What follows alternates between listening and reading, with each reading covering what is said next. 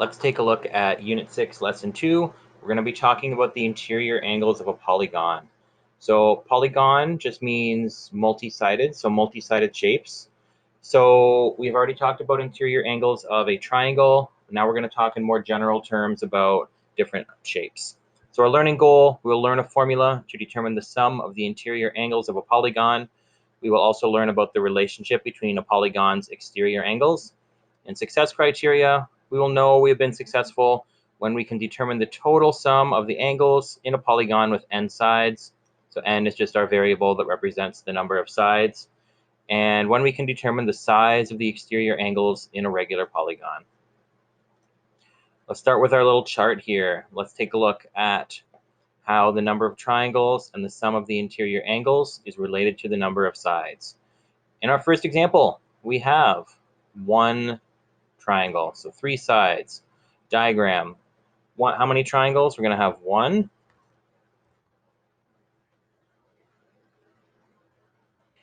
Let me switch to pen mode first. This will work a little bit better.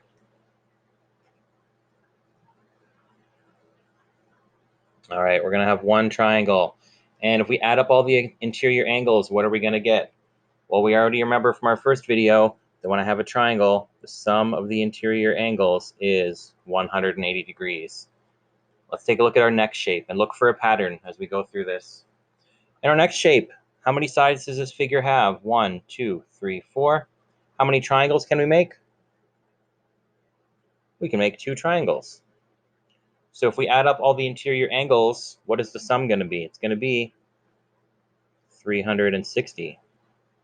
Let's take a look at our next shape. We have 5 sides. 1, 2, 3, 4, 5. How many triangles can we make? Well, let's connect some of the sides without overlapping, and now we have 3 triangles. And what is the sum of our interior angles? Why, it's going to be 540. We have a 6-sided shape. Let's see how many triangles we can draw here. 1, 2, 3, and 4. What's the sum of our interior angles going to be? It's going to be 720 degrees. So what's our pattern? Basically, every time we can draw another triangle inside the shape, we add another 180 degrees. And also notice that there's a relationship between the number of sides and the number of triangles. 3 minus 2 gives us 1 triangle. 4 minus 2, 2 triangles. 5 minus 2, 3 triangles. 6 minus 2, 4 triangles. So however many sides there are, which we represent with n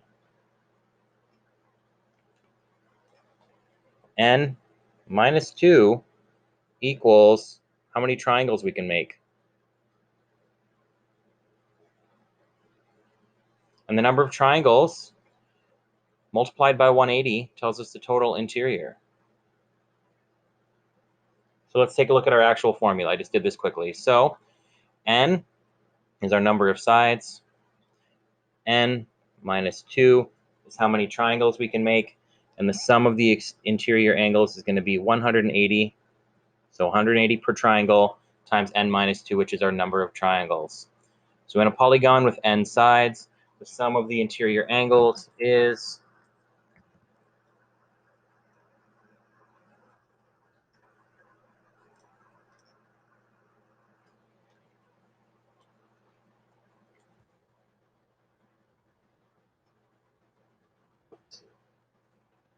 all right, let's try that again. 180 n minus 2. And let's make that fit on the screen a little bit better.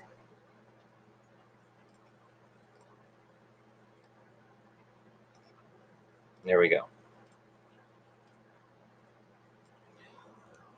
Also, the sum of the exterior angles of any polygon, there's no formula here. That's why we didn't talk about it ahead of time. It's just going to be 360 degrees. So if we add up all the exterior angles, 360 degrees, but the interior angles are given by this formula, 180 times n minus 2. Moving on. We need to define what is a regular pentagon, or just in general, this shouldn't even say pentagon, it should just say polygon, because this applies to all multi-sided shapes. We want to define what is a regular polygon. A regular polygon has equal side lengths and equal interior angles. So this is our example of a regular polygon. All the sides are the same length. All the interior angles are the same size.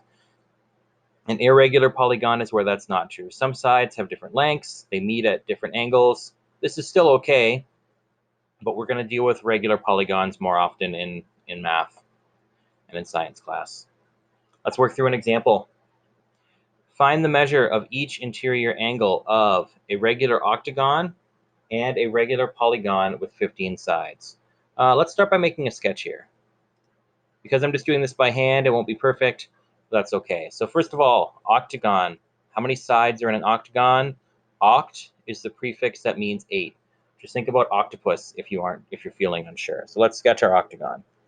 I like to sketch my opposite sides first. 1, 2, 3, 4, and then connect the diagonals. 1, 2, 3, 4.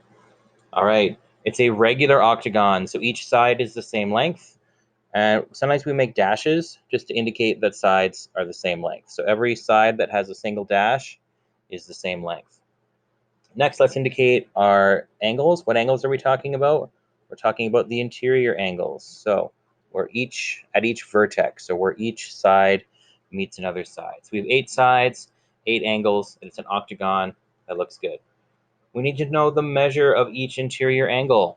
So first of all, what's the sum of the interior angles here?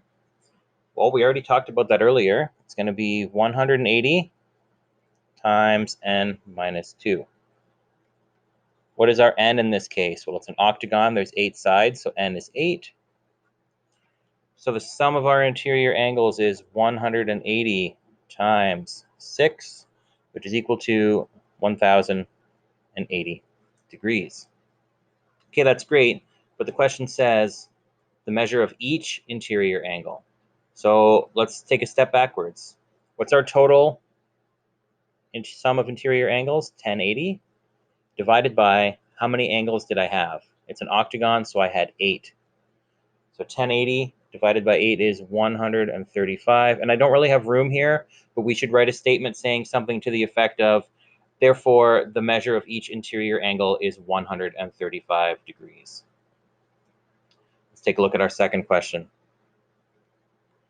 A regular polygon with 15 sides. We need to answer the same question. Let's find the sum of the interior angles. Sum of interior angles. Well, let's use our formula. 180 times n minus 2. 180. N in this case is 15. So we're going to do 180 times 13, which is going to give us 2,340 degrees. Now let's find our individual angle. Take the sum, 2,340, divide by the number of angles. It said there was 15. 2,340 divided by 15 gives us 156 degrees. And once again, I don't really have room, but you should write something to the effect of, therefore, each interior angle has a measure of 156 degrees. Also, once again, don't forget to indicate degrees. Don't just give me the number. Units are very important. Next page, solve for the indicated variables. Well, what do we have here? The shape looks a little unusual. That's because it's an irregular polygon, and that's okay. We know how to work with those still. The same rules still apply for the sum of the interior angles. So let's just write our formula here. Sum of interior angles is 180 times n minus 2. What's our n for this shape? Let's count. 1, 2, 3, 4, 5, 6. There are 6 sides. So let's find the sum of the interior angles. This symbol means sum, so I'm just going to use that as shorthand on my note here right now. The sum of the interior angles is 180 times n was 6 minus 2. So 180 times 4, which is going to give us 720. All right, I found the sum of the interior angles. I didn't find my missing angle yet, though. That's okay, we can still find it. I know if I add all these angles up, I get 720. I know all the numbers except for m, so let's make an equation and solve for m. M equals 720 minus, we're going to subtract all these angles. Hopefully I have enough room to write this. 112 minus 139 minus 123 minus 137 minus 157. Therefore, angle M is going to have a value of, if you subtract all that, I'm not going to show it, you can just do it with a calculator, going to give us an answer of 52 degrees. All right, let's try angle B. Once again, they're trying to be a little extra tricky here to make you solve for x. I think that's a not great question to start when you're new at this, but that's okay, we'll still go through it. How many sides do we have? 1, 2, 3, 4. So n equals 4. Let's find our sum of the interior angles. 180 times n is 4 minus 2. So 180 times 2 is going to be 360.